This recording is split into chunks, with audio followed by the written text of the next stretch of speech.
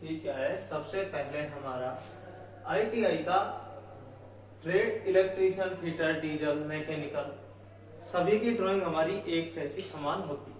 इसमें क्या है, हमारा इंजीनियरिंग ड्राइंग का फर्स्ट चैप्टर हम पहले कर चुके हैं, अभियांत्रिकी ड्राइंग का परिचय।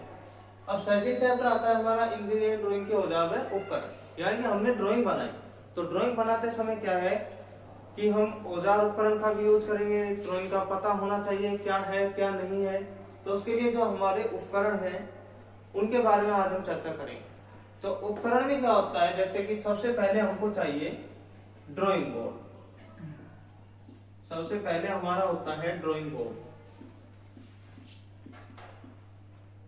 ड्राइंग बोर्ड क्या होता है, यह एक बिल्कुल नरम मुलायम लकड़ी का बना होता है, जैसे मैसोनाइट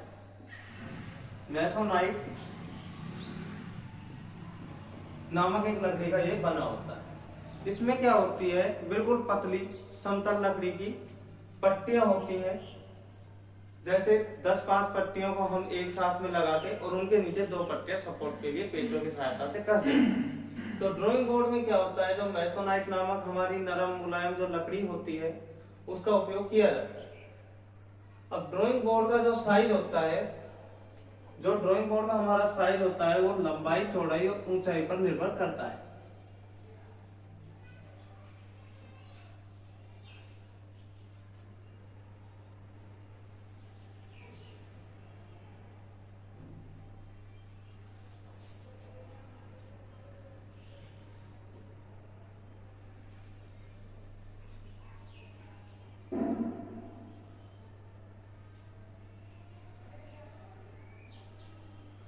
तो ये क्या है, हमारी माप होंगी जो होंगी हमारी mm में। सबसे पहली बात तो माप होंगी हमारी mm में। तो ये आ जाती है हमारी क्रम संख्या, यहां आ जाता है हमारा साइज, यानी कि ड्राइंग का नाम। यहाँ पे हम नाम लिखते हैं सबसे पहले, ड्राइंग शीट का नाम, और फिर हम लिखेंगे साइज। अब साइज में क्या होता है, हमारी सबसे पहले ड्राइंग शीट है, जिसमें सबसे पहली शीट का नाम है D0। D0 का साइज होगा जो हमारा होगा, साइज mm में लेते हैं तो 1500 गुना 1000 गुना में 25 mm। D1 जो हमारी शीट होगी उसका साइज होगा 1000 गुना में 700 गुना में 25। D2 जो साइज होगी हमारी, उसका जो साइज होगा वो होगा हमारा 700 गुना में 500 गुना में 15 mm। और D3 जो साइज होगी उस शीट को हम देखें तो उसका होगा हमारा 500 गुना में 350 गुना में 15 mm। ये हमारी ड्राइंग शीट का साइज होता है। ड्राइंग बोर्ड को हम मैसोनाइट नामक लकड़ी से बनाते हैं, लेकिन इसमें जो लकड़ी का हम यूज करेंगे उसमें कभी भी गांठ नहीं होनी चाहिए, बिल्कुल समतल लकड़ी होनी चाहिए। इसी प्रकार से हमारा जैसे ड्राइंग बोर्ड में हमने मैसोनाइट की लकड़ी ली, उसमें एक तो गांठ नहीं होनी चाहिए। उसके बाद में क्या होता है कि सबसे पहले जो हमारी D0 शीट होगी उसका साइज होगा 1500 mm गुना में 1000 mm गुना में 25 mm। लेकिन ये किसमें है, लंबाई, चौड़ाई और ऊंचाई। अब ऊंचाई इसमें हम मोटाई को मानेंगे और लंबाई चौड़ाई हमारी एक्चुअल में होती है। D1 साइज में भी यही होगा 1725। D2 साइज में होगा 700 गुना में 500 गुना में 15 mm, और D3 में होगा 500 गुना में 350 गुना में 15 mm। इसके बाद में हम आ जाते हैं T²।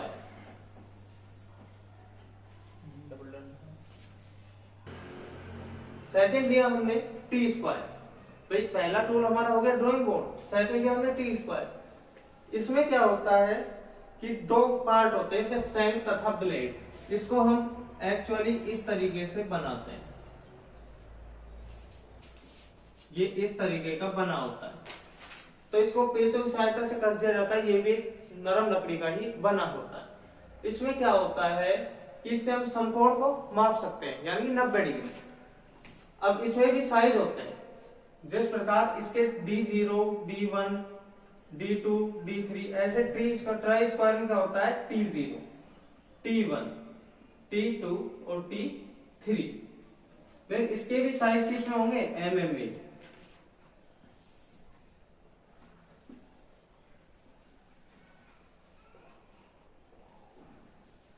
अब T0 का होगा जो साइज होगा हमारा 1500 mm, T1 का होगा 1000, T2 का होगा 700 और T3 का होगा 500। लेकिन ये भी किसमें होगा mm में। अब इनको क्या है T0 जो हमारा साइज है वो 1500 mm है, लेकिन इसकी लंबाई के आधार पर इसका साइज निर्धारित होता है। इसके दो पार्ट होते हैं, सैंक तथा ब्लेड।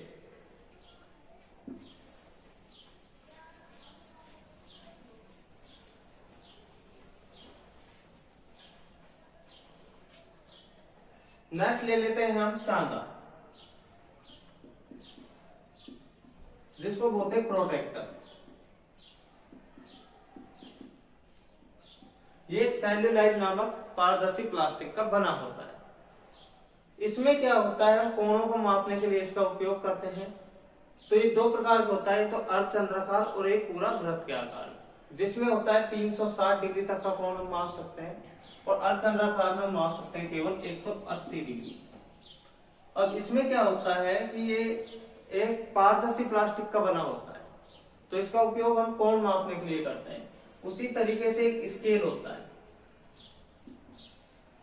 स्केल एक इंग्लिश का नाम है, हिंदी में इसको बोलेंगे मापनी, और वैसे हम लिख देते हैं स्केल।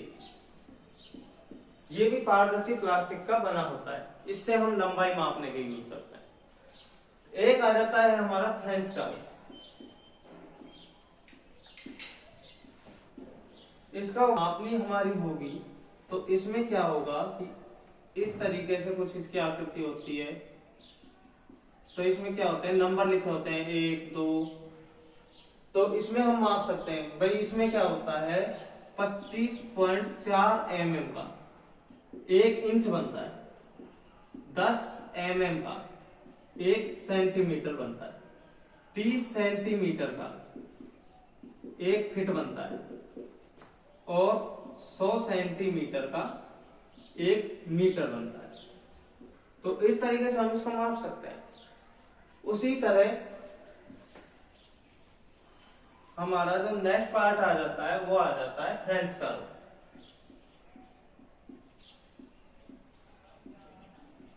इसका उपयोग हम करते हैं वक्राकार लाइन बनाने में, जैसे कि हमने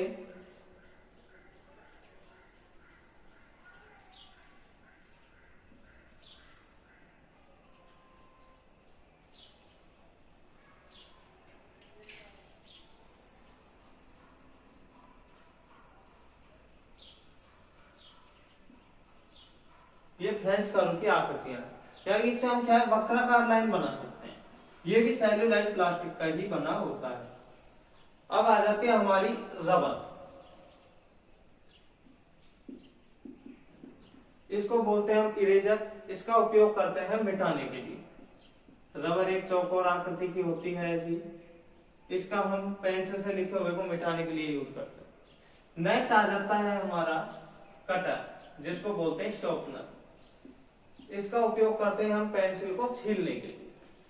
उसके बाद में जो हमारा नेक्स्ट आ जाता है मिनी ड्राफ्टर।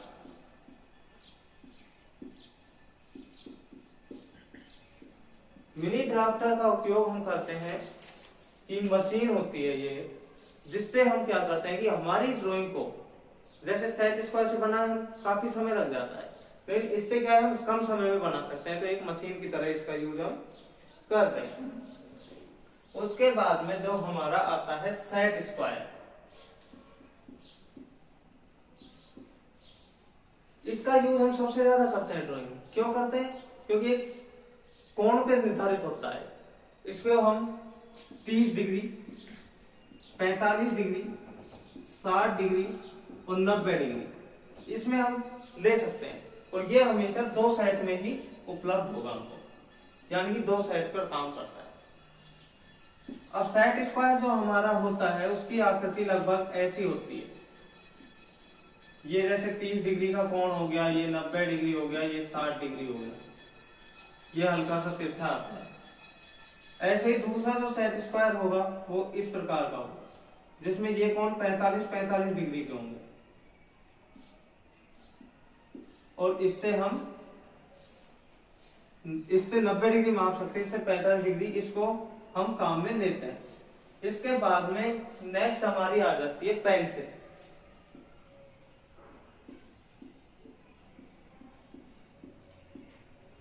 पेंसिल जो हमारी होती है, हमने आज तक सिंपली पढ़ा है भाई पेंसिल दे दो, पेंसिल एक चीज होती है, नहीं, पेंसिल होती है हमारी काफी प्रकार, जैसे H, 2H, HB, B2, B3, B4, B5, B6 और B7। इसी प्रकार से 3H, 4H, 5H, 6H, 7H, 8H और 9H। इस प्रकार हमारी काफी पेंसिल होती है। पेंसिल को बनाने में हम ग्रेफाइट